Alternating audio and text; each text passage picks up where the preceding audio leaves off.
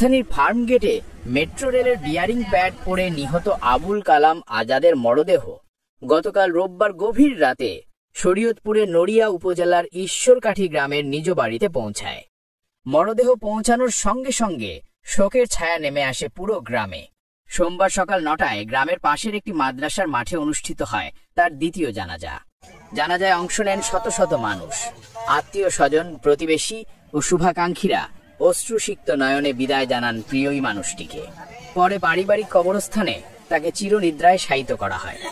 এর আগে রোববার রাত ১০টায় নারায়ণগঞ্জের সিদ্ধিরগঞ্জের নতুন আইলপাড়া এলাকার বাইতুল ফালা জামে মসজিদে অনুষ্ঠিত হয় প্রথম জানাজা। সেখানে সহকর্মী ও স্থানীয়রা অংশ নেন এবং শোক প্রকাশ করেন। নিহত আবুল কালাম ঢাকায় একটি ট্রাভেল এজেন্সিতে বিমানের টিকিট বিক্রির কাজ করতেন।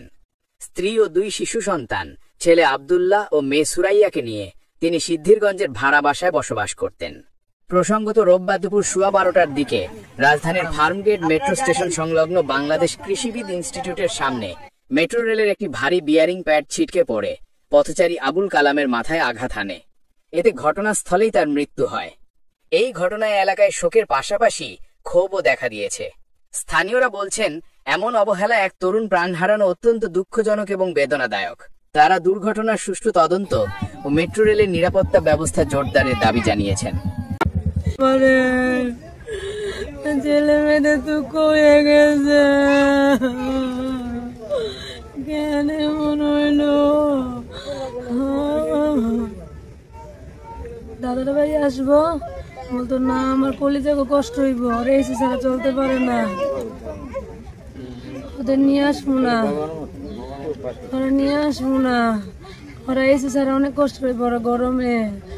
আমি দেশে বাড়ি ঠিক করে নেই, এসি লাগাই নিমু, একটা গাড়ি কিনবো, আমার বাবাও গেছি তা নিমু আমি, ওরা কোনোদিন কষ্ট পাইব না।